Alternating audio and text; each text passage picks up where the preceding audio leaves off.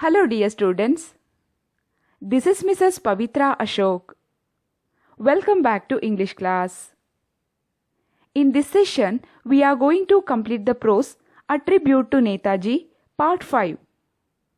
Please open your textbook, students. I am going to read paragraph 13. Please follow as I read. The INA fought so well that it soon liberated about 3,200 square kilometers of Indian territory from the well-entrenched British Army. But it was soon beset by various difficulties such as lack of communication and food, rigors of the monsoon, and breakdown in supplies. On the other hand, the Japanese forces were withdrawn as the war went badly for them.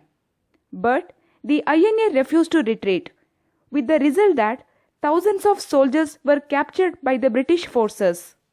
They were disarmed and court-martialed. Jawaharlal Nehru himself organized and conducted their defense. Ultimately, the government released them. Please look at meanings of new words. Liberate, set free from imprisonment, slavery, or oppression. Entrenched, established. Rigor, the unpleasant condition of something or harshness. Withdraw, remove or take away from a particular place or position. Retreat, move back. Disarm, take a weapon away from a person, force, or country. Court-martial is a military court that judges members of the armed forces. Defense, protection. Ultimately, finally. Moving on to the explanation. The Indian National Army fought so well against the British Army. It soon liberated about 3,200 square kilometers of Indian territory from the well-established British Army.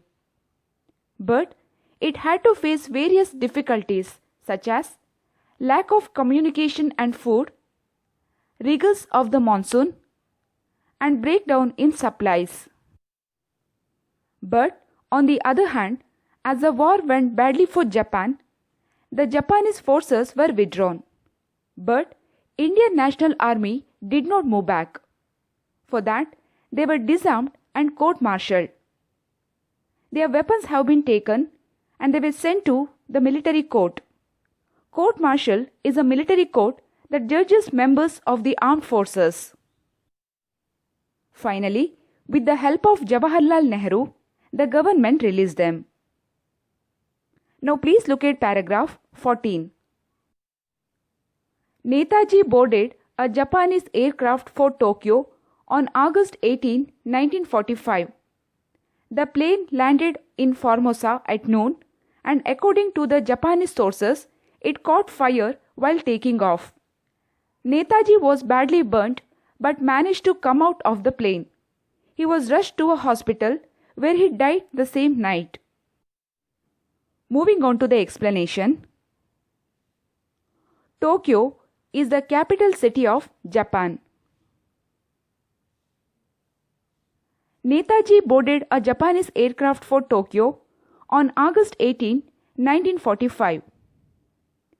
Subhash had died in an accident in which his plane had caught fire. He was badly burnt. Even though he was rushed to a hospital, he couldn't save himself. He had died the same night, that is, on August 18, 1945. Now please look at paragraph 15.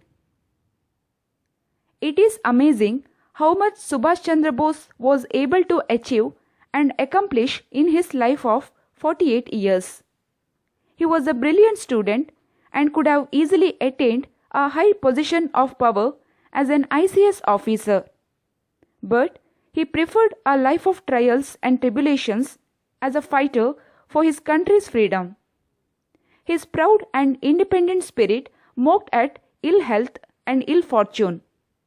He was a doer as well as a thinker and a fighter who never submitted to defeat.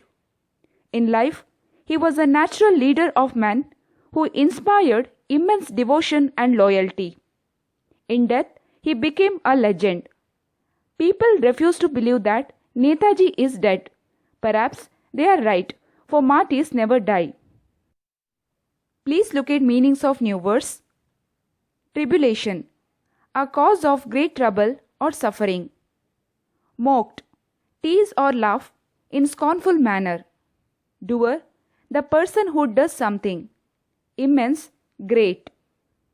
Legend, an old story about great events and people.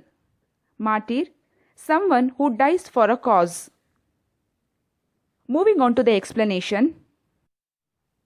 Subhash Chandra Bose died on August 18, 1945 in Taiwan. But still we remember him for his great sacrifice towards his nation. That is our country, India. He was a brilliant student and could have easily attained a high position of power as an ICS officer. But he resigned his ICS post because he didn't want to work under British rule. After quitting his ICS, he completely involved himself in freedom movement. To get freedom of our country, Subhash had to face many difficulties and tribulations in his life. But he did not hesitate.